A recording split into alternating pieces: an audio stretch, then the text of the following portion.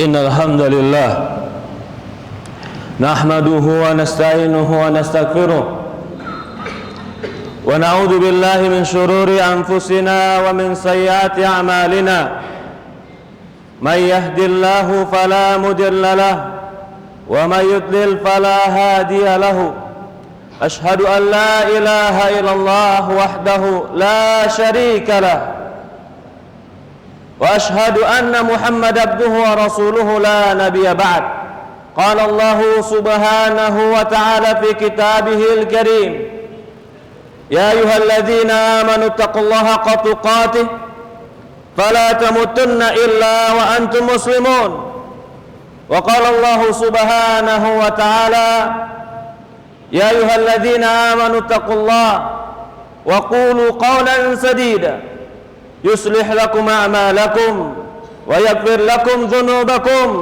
ومن يطع الله ورسوله فقد فاز فوزا عظيما وقال الله سبحانه وتعالى يا أيها الناس اتقوا ربكم الذي خلقكم من نفس واحدة وخلق منها زوجها وبث منهما رجالا كثيرا ونساء واتقوا الله الذي تساءلون به والأرحام إن الله كان بكم رحيما أما بعد أيها المؤمنون. Para hadirin jamaah salat Jumat yang dimuliakan dan dirahmati Allah Subhanahu wa taala. Pertama-tama kita panjatkan puja dan puji syukur hanya kepada Allah Subhanahu wa taala Rabbul alamin. Serta salawat dan salam selalu kita curahkan kepada baginda Nabi kita wa sayyidina wa maulana wa habibina Muhammadin sallallahu alaihi wa ala alihi wa sahbihi wasallam, kepada keluarganya, kepada para sahabatnya, juga orang-orang yang mengikuti dan mencintainya sampai hari kiamat. Usikum wa nafsi bitaqwallah faqad fazal muttaqun. Saya wasiatkan kepada diri saya pribadi dan kepada seluruh jamaah agar bertakwa kepada Allah. Sesungguhnya orang-orang yang bertakwa kepada Allah Subhanahu wa taala, merekalah orang-orang yang sukses. Allahumma nas'aluka ilman nafi'an wa rizqan thayyiban wa amalan mutaqabbala. Ya Allah, kami memohon kepadamu ilmu yang bermanfaat. Para hadirin jamaah salat Jumat yang dimuliakan dan dirahmati Allah Subhanahu wa taala. Tahukah kita bahwasannya kebesaran sebuah bangsa, hebatnya sebuah generasi, dan besarnya sebuah kemuliaan pada suatu kaum dan negara itu ketika mereka menginvestasikan kepada sebuah investasi yang sangat penting. Tidak akan mungkin besar sebuah negara, sebuah peradaban, kalau dia tidak menginvestasikan pada posisi ini. Perhatikan para nabi. Nabi kita Muhammad SAW sebelum menjadi Islam negara yang terbesar atau sepertiga dunia hampir dikuasai Islam, sebelum Nabi Muhammad SAW mengalahkan atau Umar bin Khattab mengalahkan Romawi, dan Persia pun terkalahkan di zaman Umar bin Khattab. Ingat, Rasulullah SAW pertama kali menginvestasikan dengan mendidik para pemuda. Para pemuda, ketika Rasulullah SAW diutus oleh Allah menjadi Nabi, yang pertama kali Rasulullah SAW didik para pemuda.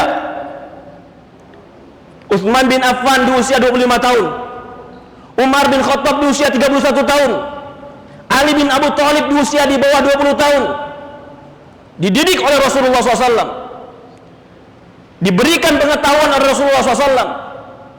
Setelah berjalan 20 tahun, 30 tahun, Umarlah yang mengalahkan Romawi.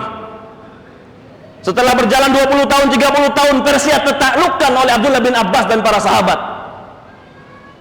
Ternyata memperhatikan para pemuda, mendidik mereka dengan cara yang benar, itulah kemenangan yang sebenarnya. Tetapi ketika membiarkan para pemuda lalai, Para pemuda telah terlenakan dengan dunianya, tidak dididik pengetahuan, tidak dididik akhlak yang baik, tidak dididik agama. Kehancuran suatu negara akan datang, karena akan datang musuh-musuh yang akan menghancurkan mereka. Bukan saja musuh secara nuklir, bukan saja musuh-musuh secara senjata, tapi musuh-musuh yang akan menyusup ke tengah kaum muslimin, karena kaum muslimin telah lemah, pemudanya telah lemah. Ini tanggung jawab kita bersama. Kita semua punya anak, kita semua pemuda, kita punya orang-orang muda di sekitar kita.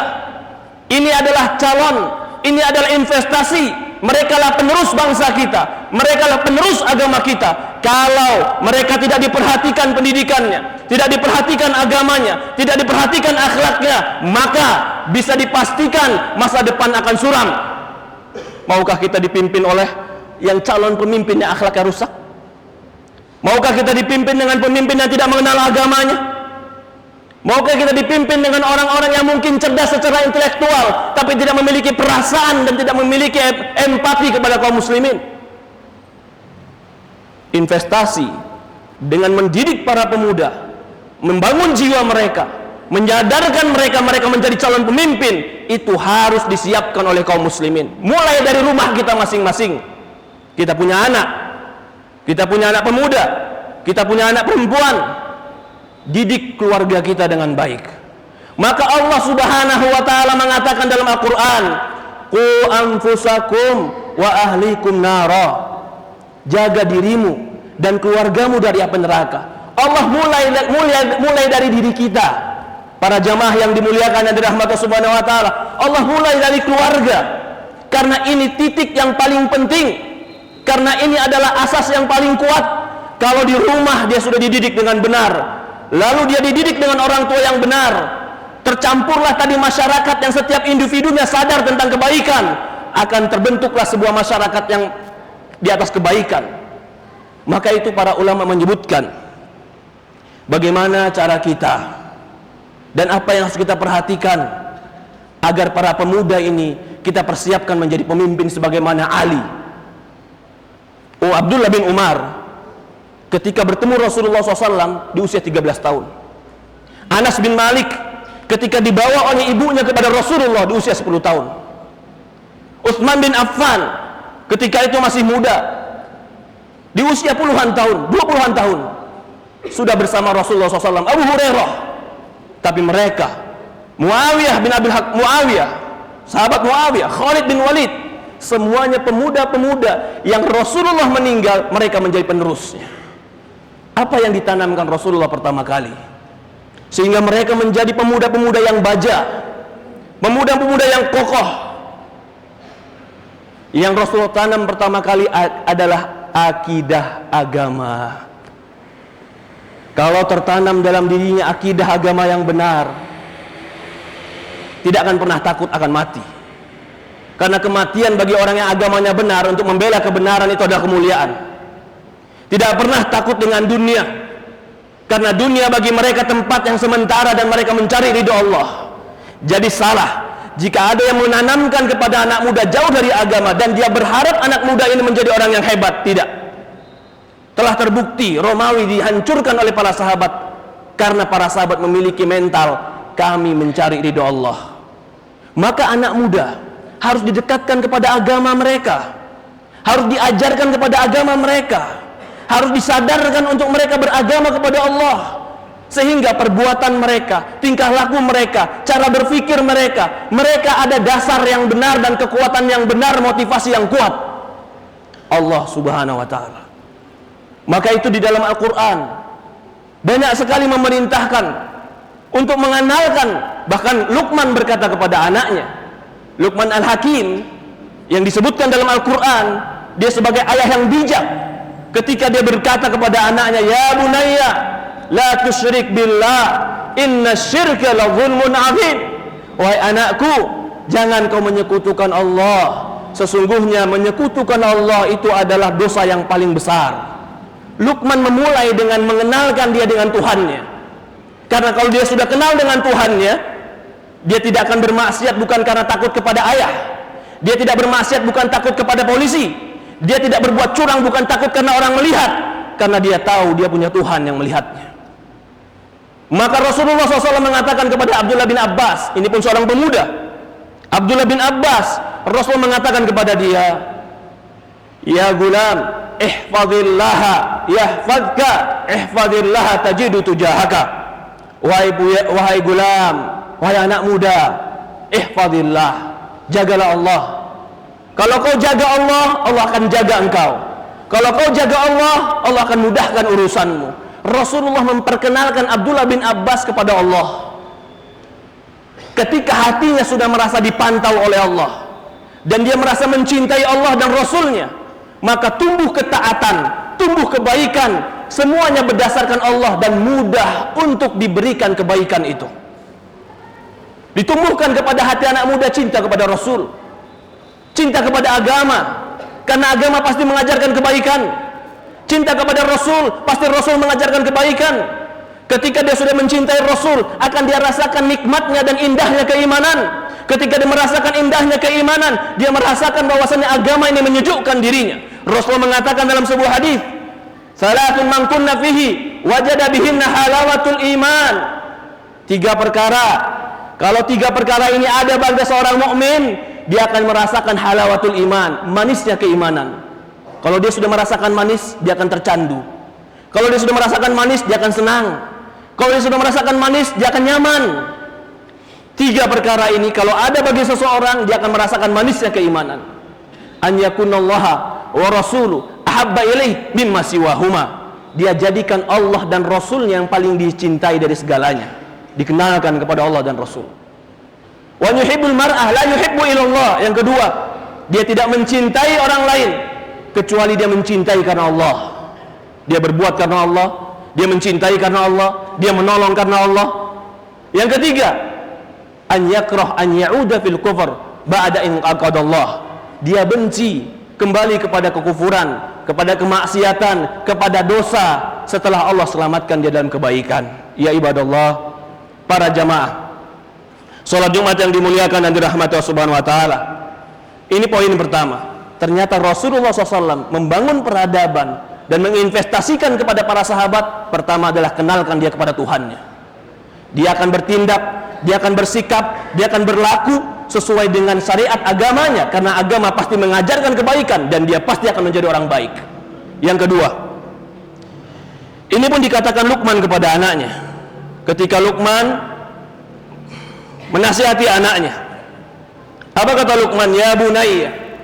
Setelah Luqman menasihati anaknya untuk bertauhid, mengenal Tuhannya, ya bunayya aqimis salata, ya bunay wa aqimis salata wa'mur bil ma'ruf wanha 'anil munkar wasbir 'ala ma asabak inna dzalika min azmil umur.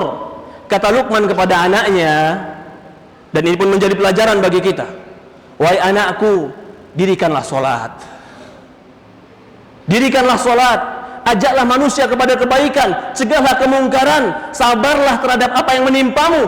Ini adalah azmil umur, perkara yang paling penting. Kenapa Luqman memerintahkan anaknya menegakkan salat? Karena dengan salat hubungan dia dengan Tuhannya erat. Karena dengan salat, inna salata tanha 'anil fahsya'i wal munkar wa li dzikrillahi akbar. Sesungguhnya salat mencegah keji dan mungkar dan merupakan zikir kepada Allah yang paling tinggi. Jadi dia meninggalkan keji dan mungkar karena dia salat. Dia meninggalkan keji dan mungkar bukan hanya karena takut peraturan. Dia meninggalkan keji dan mungkar karena dia ingin dekat dengan Tuhannya. Kalau ada orang bilang, ada orang salat tapi melakukan keji dan mungkar, oke. Tapi lihat berapa banyak orang yang tidak salat yang melakukan keji dan mungkar. Mana yang lebih banyak? Orang yang sholat melakukan keji dan mungkar, atau orang yang tidak sholat melakukan keji dan mungkar? Karena sholat itu mensucikan jiwa, menghilangkan hasrat untuk melakukan dosa. Maka Allah mengatakan, qad aflaha man tazakka wa dzakara asma rabbih fasalla. Telah beruntunglah orang yang mensucikan jiwanya. Dengan apa terapinya? Dzakara asma rabbih, dia banyak ingat Allah, fasalla, dan dia sholat. Mensucikan jiwa. Jiwa pemuda itu penuh dengan birahi, penuh dengan keingintahuan, penuh dengan keinginan, penuh dengan syahwat. Siapa yang bisa menahan dia kalau bukan Allah yang mensucikan dirinya?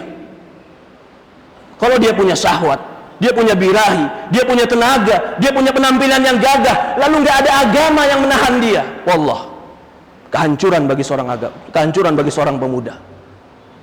Ihfadillah, dirikan sholat, ingatkan sholat anak kita. Kita nggak bisa menjaga dia 24 jam, tapi kalau dia bisa jaga waktu 5, jaga sholat 5 waktu, Allah yang jaga dia. Allah yang mensucikan hatinya, Allah yang menjaga keinginannya, sehingga Allah yang menjaga pikirannya. Kita titipkan dia dengan Allah, biarkan dia berhubungan dengan Allah melalui sholatnya. Maka Luqman berkata kepadanya, wa aqimus sholat, ya anakku, dirikan sholat.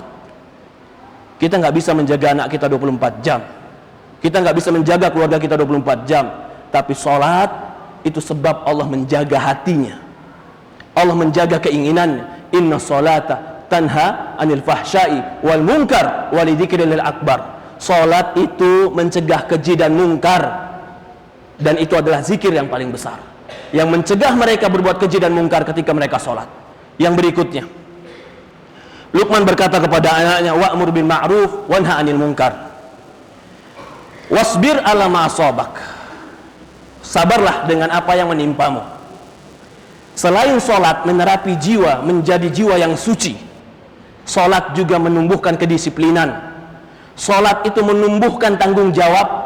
Salat itu menumbuhkan tekad dan kesabaran. Jika seorang pemuda dia telah diberikan tanggung jawab berupa kedisiplinan, berupa tekad dan tanggung jawab, berupa kesabaran, dan salat semuanya ada di situ. Disiplin ada pada salat, tanggung jawab ada pada salat, memperhatikan waktu ada pada salat. Jika anak muda telah ditanamkan kedisiplinan seperti ini, maka dia akan menjadi orang yang sukses, karena kesuksesan lahir karena kedisiplinan. Salat adalah ilmu yang pertama kali menanamkan kedisiplinan. Maka Rasul mengatakan, perintahkan anakmu salat umur 7 tahun, pukul dia umur 10 tahun, karena ingin mengajarkan kedisiplinan, komitmen, kesabaran, tanggung jawab, sehingga dia menjadi jiwa yang kuat. Ya ibadallah, para jamaah salat Jumat yang dimuliakan dan dirahmati Allah Subhanahu wa taala. Yang ketiga, tanamkan kepada anak kita, kepada keluarga kita, kepada para pemuda kecerdasan emosional, empati, simpati, akhlak. Itu penting. Dia mengerti siapa orang yang harus dia kasihani, dia mengerti siapa yang harus dia hargai, dia memiliki perasaan terhadap orang yang sulit dan susah. Kecerdasan emosional ini bisa lebih penting daripada kecerdasan intelektual. Kecerdasan intelektual tapi tidak memiliki kecerdasan emosional, orang yang cerdas secara intelektual tapi tidak memiliki kecerdasan emosional, bahaya. Lebih baik orang jahat tapi bodoh daripada orang pintar tapi jahat. Kalau dia punya kecerdasan tapi dia nggak punya empati, simpati, kecerdasan emosional, akhlak yang baik, kecerdasannya bahaya. Tapi ketika dia mungkin tidak cerdas sebagaimana yang kecerdasan hebat tadi, tapi dia punya empati, dia punya akhlak yang baik, dia punya bagaimana menghargai orang lain, ini menjadi sebuah kebaikan. Maka tidak pantas kalau kita biarkan anak-anak kita berbicara kotor. Oh, zaman sudah maju, biarkan biar kotor. Bukan. Kecerdasan emosional itu akan nampak. Kebiasaan omongan kotor akan keluar omongan kotor itu suatu hari. Kenapa? Karena membiasakannya.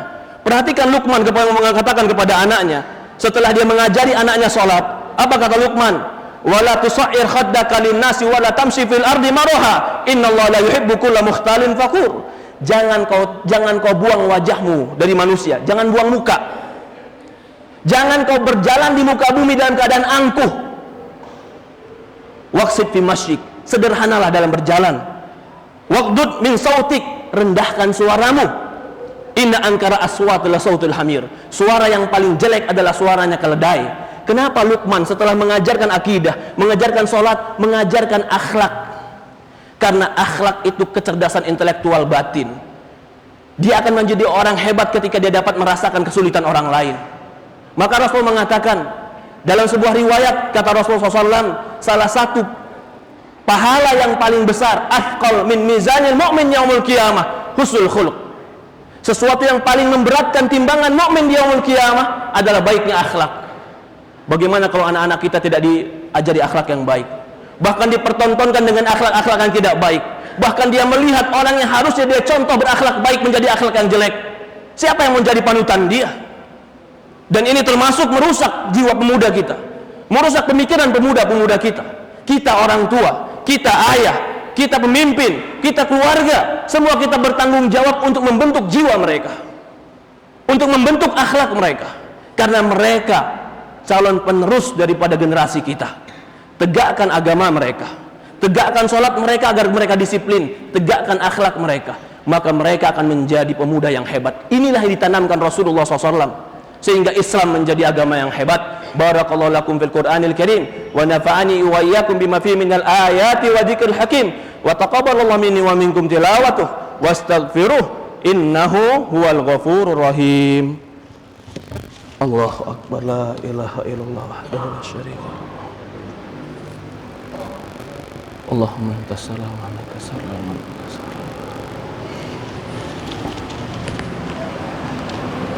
Alhamdulillah wassalatu wassalamu ala asyrafil anbiya'il mursalin ala nabina Muhammadin sallallahu alaihi wa ala alihi wa sahbihi wa sallam.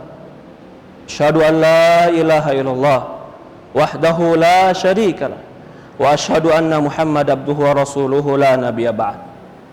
Usikum wa nafsi bittaqwallah faqad fazal muttaqun. Para hadirin jamaah salat Jumat yang dimuliakan dan dirahmati Allah Subhanahu wa taala. Generasi kita, anak-anak kita, keluarga kita, pemuda-pemuda kita, mereka adalah investasi kita yang terbesar. Maka kita sebagai ayah, sebagai kepala keluarga, kullukum ra'in wa kullukum mas'ulun an ra'iyatih. Kata baginda Nabi kita Muhammad SAW, setiap kalian adalah pemimpin, dan setiap kepemimpinan akan dipertanggungjawabkan apa yang dia pimpinkan. Wa rajulun ra'in fi ahli baiti. Seorang laki-laki, seorang bapak, seorang ayah bertanggung jawab terhadap apa yang di rumahnya. Maka kita mulai dari diri kita, kita mulai dari anak kita mulai dari keluarga kita perhatikan agamanya, kita perhatikan sholatnya, kita perhatikan akhlaknya, maka mereka menjadi investasi terbaik. Bahkan bukan hanya dunia, kita mati pun mereka akan terus memberikan kebaikan kepada kita. Idza mata ibnu Adam inqata amalu. Jika Bani Adam mati terputus amalannya, kecuali waladun saleh yad'ulah, anak soleh yang mendoakan dia. Kalau anak itu tidak soleh, dia tidak akan bisa memberikan kebaikan kepada ayahnya. Yang terakhir yang saya wasiatkan, agar kita memperhatikan pemuda-pemuda kita dan anak-anak kita, tanamkan mereka ilmu. Ilmu itu cara berpikir. Cara berpikir itu adalah dasar dia mengambil sikap. Dia akan bersikap baik karena cara berpikirnya baik. Dia cara berpikir baik karena ada ilmu yang baik. Maka Islam mengharuskan anak-anak dan semua kaum muslimin belajar. Talabul ilmi faridatun ala kulli muslim. Setiap belajar ilmu agama itu wajib bagi setiap muslim, karena ilmu itu adalah sesuatu yang kita masukkan ke dalam akal kita, menjadi sebuah dasar kita untuk mengambil keputusan. Ketika dia dimasukkan dalam dirinya sesuatu ilmu yang salah, maka dia akan mengambil keputusan yang salah. Ketika dia masukkan ke dalam dirinya sesuatu yang benar, dia akan mengambil keputusan yang benar. Maka ilmu yang harus pertama kali tanamkan adalah ilmu agama, karena ilmu agama lah yang menyelamatkan jiwa seseorang. Tapi bagaimana kalau dia telah disusupi dengan ilmu-ilmu yang merusak hatinya, disusupi dengan pengetahuan-pengetahuan yang merusak jiwanya, disusupi dengan pengetahuan-pengetahuan yang akhirnya menghancurkan dirinya sendiri. Jaga ilmunya, jaga pengetahuannya. Apa yang dia dengar, apa yang dia lihat, apa yang dia pelajari akan membentuk jiwanya. Yang membentuk jiwanya akan menyebabkan dia bersikap dan bertindak. Maka Islam pertama kali turun, surat yang pertama kali turun, Iqra bismi rabbikal ladzi khalaq. Baca. Kenapa Allah memerintahkan baca? Belum perintah sholat, belum perintah puasa, belum perintah zakat. Iqra, belajar, baca, tambah pengetahuan. Karena dengan pengetahuan yang benar, dia tidak akan bisa dibodohi. Dengan pengetahuan yang benar, dia akan mengambil sikap yang benar. Dengan pengetahuan yang benar, dia juga akan memiliki hikmah dan kebijaksanaan dalam dirinya. Ilmu itu penting. Ilmu sangat penting. Ilmu yang dimaksud ilmu dalam agama bukan hanya sekedar sertifikat, bukan hanya sekedar ijazah, tapi ilmu itu adalah sesuatu yang tertanam di hati, yang menjadi sebuah keyakinan dan perbuatan. Itulah ilmu yang bermanfaat.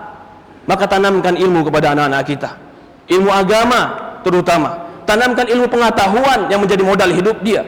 Tanamkan ilmu yang bermanfaat untuk dirinya.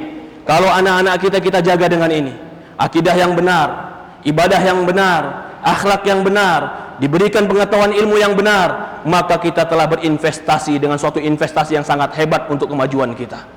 Ya ibadallah, para hadirin jamaah yang dimuliakan dan dirahmati Allah Subhanahu wa taala. Qu anfusakum wa ahlikum nar. Mari kita mulai dari diri kita.